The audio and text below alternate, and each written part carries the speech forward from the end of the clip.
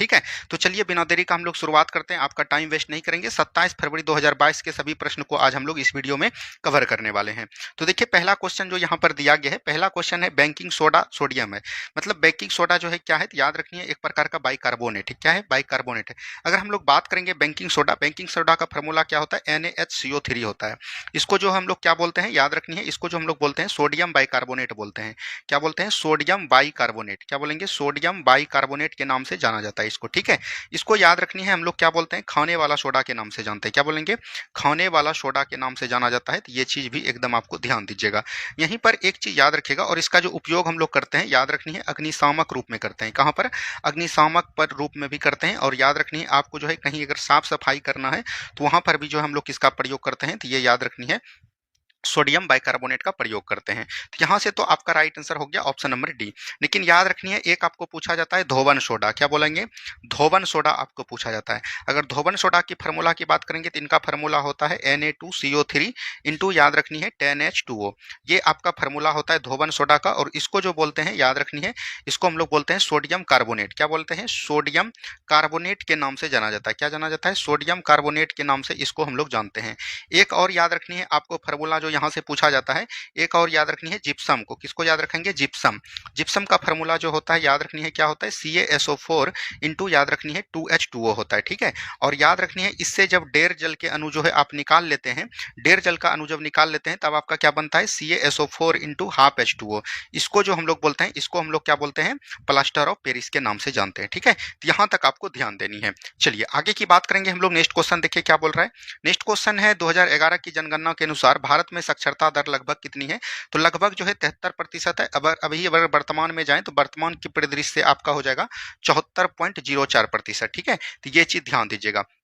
अगर बात करेंगे भारत में अगर सबसे अधिक साक्षरता की बात करेंगे हम लोग, भारत में सबसे अधिक साक्षरता दर कहाँ हो जाएगा? तो ये आपका केरल में हो जाएगा। कहाँ पर हो जाएगा? केरल में हो जाएगा। लगभग यहाँ पर 93% है। तो एक बार इसको लगभग में हम बता रहे हैं। वहीं बात करेंगे सबसे कम, अगर आपको पूछा जाएगा सबसे कम कहाँ पर हो जाएगा? बिहार में हो जाएगा। बिहार में लगभग कितना है? तो 65%, 65.5% समथिंग है, ठीक है। ये चीज ध्यान दीजिएगा। अगर हम लोग यहाँ पर बात करते हैं थोड़ा सा जनगणना, अगर बात करेंगे जनगणना जो है सबसे पहले किसने स्टार्ट किया था भारत में, तो याद रखनी है 1872 ईस्वी में हुआ था। और किसके द्वारा? तो लॉर्ड मेयो के द्वारा। किसके द्वारा? मेयो के द्वारा। लेकिन यहाँ से आपका सवाल जो नहीं पूछा जाता, पूछा जाता है दशकीय जनगणना। क्या बोलेंगे? दशकीय जनगणना, या तो यहीं पर पूछा जाता है नियमित जनगणना। ये सब शब्द को एकदम ध्यान दीजिएगा, यही सब सवाल में पूछा जाता है। नियमित जनगणना जो कब स्टार्ट हुआ था? 1881 ईस्वी में हुआ था। और ये किसके द्वारा हुआ था? तो रिपन के द्वारा। ये दोनों बात को एकदम ध्यान दीजिएगा। तो राइट आंसर क्या हो जाएंगे? ऑप्शन नंबर डी हो जाएंगे। चलिए आगे की बात करेंगे। नेक्स्ट क्वेश्चन यहाँ पर दिया गया है, आधुनिक लोकतंत्र के रूप में जाना जाता है। देखिए लोकतंत्र का जब बात कर दिया, और आधुनिक, आधुनिक मतलब हुआ कि वर्तमान का बात कर रहा है, ठीक है। वर्तमान का अगर लोकतंत्र करेगा तो यहाँ पर शासक किसका होता है? शासक जो होता है याद रखनी है, शासन जो होता है ये किसका होता है? अंतिम रूप से शासन किसका होता है? तो लोगों का होता है, यानी कि बोल सकते हैं जनता का होता है। और लोकतंत्र जो होता है याद रखनी है, ये प्रतिनिधित्व द्वारा लोकतंत्र होता है, यानी कि प्रतिनिधित्व द्वारा जितने भी लोकसभा संसद में सदस्य चुने जाते हैं वो प्रतिनिधित्व का ही याद रखनी है क्या होता है? कार्य करता है। Right answer option number C हो जाएंगे। अगर बात करेंगे विश्व की पहला जो है, विश्व का, अगर बात करेंगे विश्व का पहला लोकतंत्र कौन था, तो याद रखनी है विश्व का पहला लोकतंत्र अगर पूछा जाएगा आधुनिक लोकतंत्र में कौन हो जाएगा, तो वो अमेरिका का हो जाएगा। कहाँ का? अमेरिका का हो जाएगा, ठीक है। लेकिन एक चीज और आप यहाँ ध्यान दीजिएगा, अगर आपको पूछा जाएगा कि याद रखनी है विश्व का, यहाँ पर पूछा जाएगा आपको याद रखनी है विश्व का सबसे बड़ा लोकतंत्र। क्या बोलेंगे? विश्व का सबसे बड़ा लोकतंत्र अगर आपको पूछेगा, विश्व का सबसे बड़ा लोकतंत्र, तो वो आपका हो जाएगा भारत का। कहाँ का हो जाएगा? भारत का हो जाएगा। तो ये भी बात को लगे हम ध्यान देनी है, ठीक है।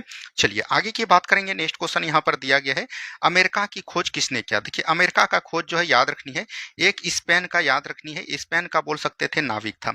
स्पेन का नाविक के रूप में जो है भारत की खोज करने के लिए निकला था। लेकिन वो जो है याद रखनी है भटक कर कहाँ चल गए थे, तो याद रखनी है अमेरिका का खोज कर दिए।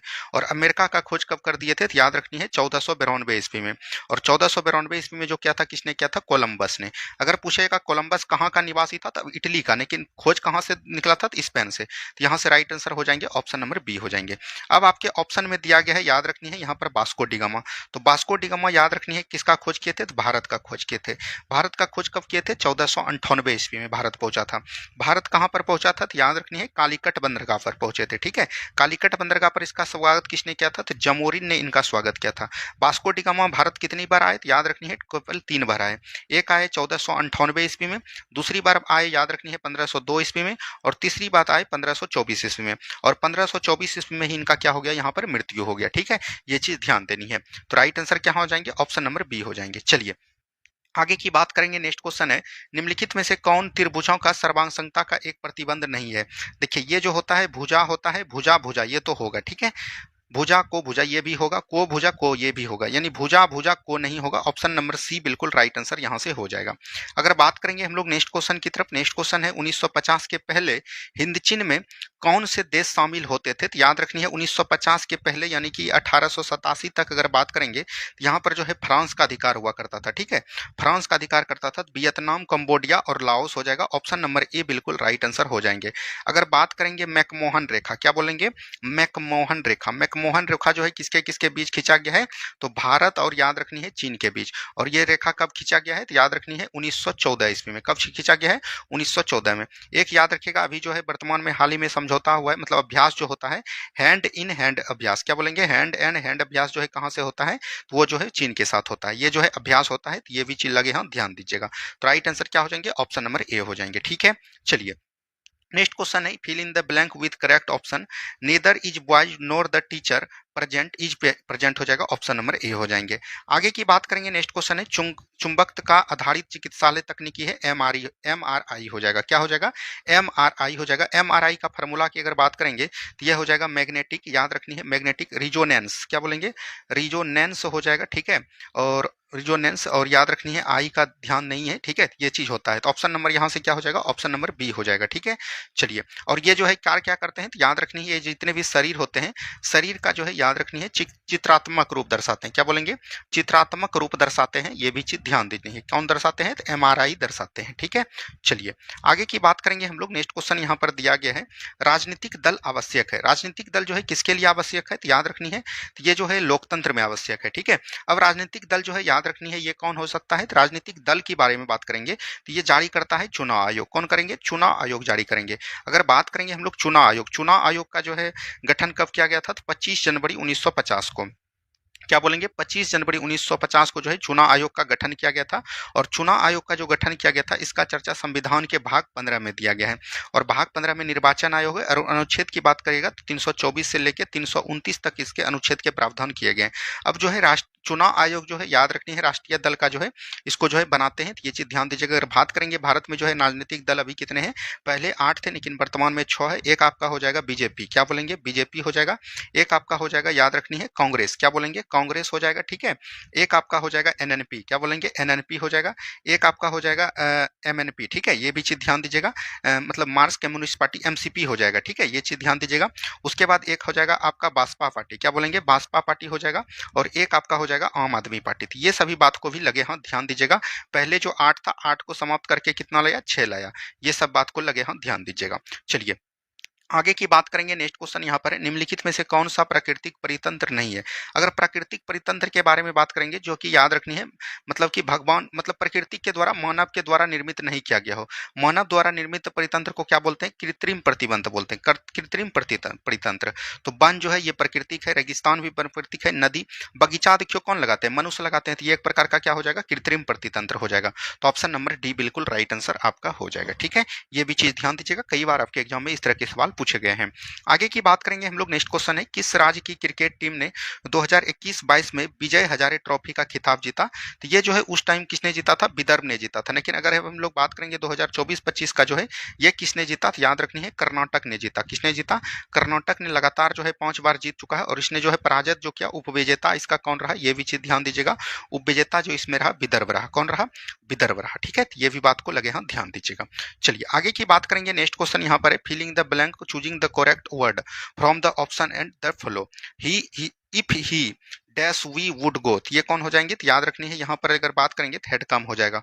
ऑप्शन नंबर ए हो जाएगा। इंग्लिश का क्वेश्चन पल्ले नहीं पड़ता है तो ये इसमें थोड़ा ध्यान दीजिएगा। ठीक है, चूज द यहाँ पर प्रोटेस्ट है तो ये हो जाएगा टू ऑब्जेक्ट। ठीक है, तो ऑप्शन नंबर टी हो जाएंगे। आगे की बात करेगा, प्रतिष्ठित लोकमान्य तिलक राष्ट्रीय पुरस्कार 2021 से किसे सम्मानित किया गया। देखिए इस समय जो है ये साइरस एस पूनावाला को दिया गया था। लेकिन अगर बात करेंगे 2024 का जो है तिलक राष्ट्रीय पुरस्कार जो दिया गया है वो किसको दिया गया है, तो याद रखनी है सुधा मूर्ति को। किसको बोलेंगे, सुधा मूर्ति जी को दिया गया है, तो ये भी चीज ध्यान दीजिएगा।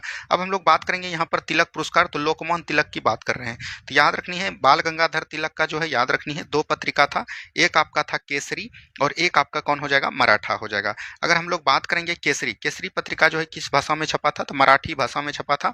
और अगर मराठा की बात करेंगे तो वो जो है किस भाषा में छपा था, तो अंग्रेजी भाषा में छपा था। तो ये दोनों चीज को एकदम ध्यान दीजिएगा।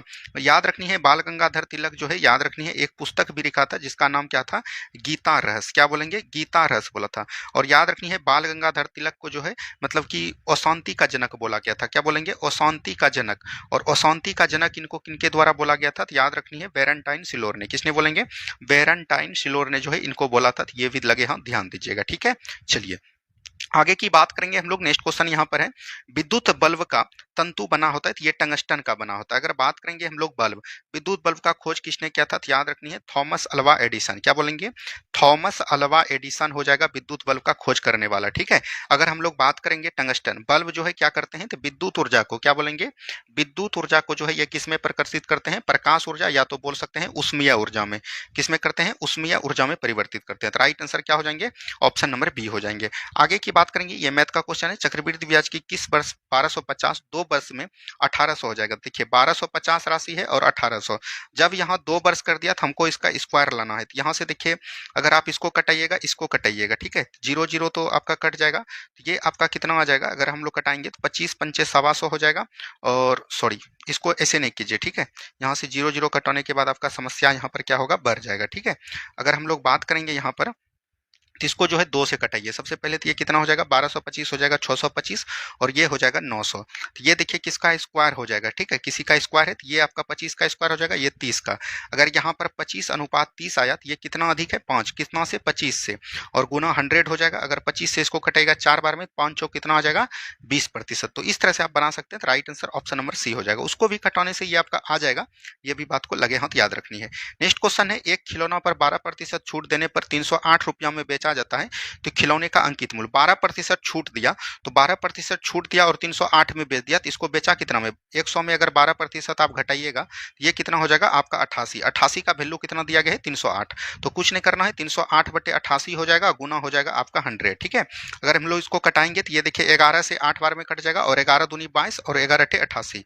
फिर जो इसको 2 से 4 से कटाइए, 4 दूनी 8 और 4 सत्ते 28, 2 से ये 50 बार में कट जाएगा, 50 गुना 7 कीजिएगा तो ये कितना हो जाएगा, 350 हो जाएगा। तो right answer option number A हो जाएंगे। मैथ भी बहुत एकदम फास्ट बनाइए, तभी आप एग्जाम में बेहतर कर पाइएगा। जो हम आपको नियम बता रहे हैं, आप को अगर मेरा मैथ का ट्रिक ठीक लग रहा होगा तो मैथ का क्वेश्चन भी हम जितने भी बिहार पुलिस में पूछे गए हैं वो भी आपको हम प्रोवाइड करवा देंगे, ठीक है। कमेंट जरूर कीजिएगा। नेक्स्ट क्वेश्चन है, तारापुर केंद्र है, तारापुर केंद्र एक आर्मिक शक्ति केंद्र है, और याद रखनी है एक प्रकार का ये परमाणु संयंत्र केंद्र है, ठीक है, परमाणु संयंत्र केंद्र है। और इसका जो गठन किया गया था ये कब किया गया था, तो याद रखनी है 1969 में किया गया था। कब किया गया था, 1969 में। और ये कहाँ पर है, महाराष्ट्र में। कहाँ पर है, महाराष्ट्र में, ठीक है। चलिए आगे की बात करेंगे हम लोग। नेक्स्ट क्वेश्चन यहाँ पर दिया गया है। नेक्स्ट क्वेश्चन है, लीलाधर जुगुड़ी द्वारा रचित कविता है, याद रखनी है ये क्या हो जाएगा, छाया मत छूना, पूरा हिंदुस्तान मिलेगा, मेरा ईश्वर, बादल रोग। ये हो जाएगा पूरा हिंदुस्तान मिलेगा, ऑप्शन नंबर बी हो जाएंगे। आगे की बात करेंगे। नेक्स्ट क्वेश्चन है, किसी त्रिभुज में यदि एक कोण शेष 2 कोणों के योग के बराबर है तो त्रिभुज क्या हो जाएगा, समकोण कोण हो जाएगा, तो ऑप्शन नंबर बी हो जाएंगे। आगे की बात करेगा। नेक्स्ट क्वेश्चन है, भारतीय सशस्त्र बलों के पहले चीफ डिफेंस स्टाफ कौन बने थे। देखिए 2019 में एक पद लाया था जिसको हम लोग बोलते हैं CDS का पत्र। याद रखनी है सेना का सर्वोच्च अधिकारी कौन होता था, तो यही होता है था। लेकिन याद रखनी है इसको पहला जो बनाया गया था वो किसको बनाया गया था, तो याद रखनी है जनरल बिपिन रावत जी को, ठीक है, लेफ्टिनेंट जनरल बिपिन रावत जी को बनाया गया था। लेकिन याद रखनी है 2021 में जो है दुर्घटनाग्रस्त हो जाता है और इनकी मौत हो जाती है। लेकिन अभी याद रखेंगे अगर वर्तमान में अगर आपको भारत का CDS पूछेगा कौन हो जाएगा, तो वो याद रखनी है कौन हो जाएंगे, लेफ्टिनेंट जनरल हो जाएंगे अनिल चौहान। क्या बोलेंगे, अनिल चौहान जी हो जाएंगे, ठीक है। ये चीज भी एकदम याद रखनी है। चलिए आगे की बात करेंगे हम लोग। नेक्स्ट क्वेश्चन है, फणीश्वर नाथ रेणु द्वारा रचित कहानी कौन हो जाएगा, लाल पान की बेगम, इसमें हो जाएगा ऑप्शन नंबर बी। अगर बात करेंगे फणीश्वर नाथ रेणु का जो है जन्म कहां पर हुआ था, ये भी क्वेश्चन कल पूछा गया था। तो जन्म याद रखनी है बिहार के पूर्णिया जिले में हुआ था। कहां पर, बिहार के पूर्णिया जिले में हुआ था, तो ये भी चीज ध्यान दीजिएगा। और इनका जो पहला पुस्तक था याद रखनी है मेला आंचल था। क्या बोलेंगे, मेला आंचल था, और मेला आंचल से इसको जो है भारत में बहुत जो है प्रसिद्धि मिली थी। ये चीज भी ध्यान देनी है, ठीक है, ये चीज भी लगे हाथ याद रखनी है। आगे की बात करेंगे हम लोग। नेक्स्ट क्वेश्चन है, संयुक्त राष्ट्र संघ का मुख्यालय सचिवालय कहाँ अवस्थित है? तो ये हो जाएगा न्यूयॉर्क में। अगर बात करेंगे हम लोग यूएनओ, यूनाइटेड नेशन ऑर्गेनाइजेशन, इसका जो है गठन कब किया गया था? 24 अक्टूबर 1945 को इसका गठन किया गया था। और जब गठन किया गया था इसमें कुल 51 देश था, लेकिन वर्तमान में अगर बात करेंगे टोटल देश कितने हैं? 193 देश हैं। और इसका अगर हेडक्वार्टर की बात करेगा तो वो कहाँ पर हो जाएगा? याद रखनी है, न्यूयॉर्क हो जाएंगे। क्या हो जाएंगे? न्यूयॉर्क हो जाएंगे। ऑप्शन नंबर बी हो जाएंगे। ठीक है, चलिए आगे की बात करेंगे। ये देखिए 11th का किसका सवाल है? इसका right answer option number C होगा। इसको जो भी जानते होंगे बना लीजिएगा। ठीक है, चलिए आगे की बात करेंगे। नेक्स्ट क्वेश्चन यहाँ पर दिया गया है, हीमोग्लोबिन वर्णक पाया जाता है। अगर बात करेंगे हीमोग्लोबिन वर्णक किस में पाया जाता है? आरबीसी में। याद रखनी है, इसको हम लोग बोलते हैं, याद रखनी है, मतलब कि आरबीसी को जो बोलते हैं लाल रक्त कणिकाएं, हिंदी में बोलते हैं। क्या बोलेंगे? लाल रक्त कणिकाएं बोलते हैं। ठीक है, तो ये चीज ध्यान दीजिएगा। आरबीसी का क्या मतलब कि हीमोग्लोबिन का क्या कार्य है? तो याद रखनी है, ब्लड को जो है लाल रंग पर करना किसका काम है? तो याद रखनी है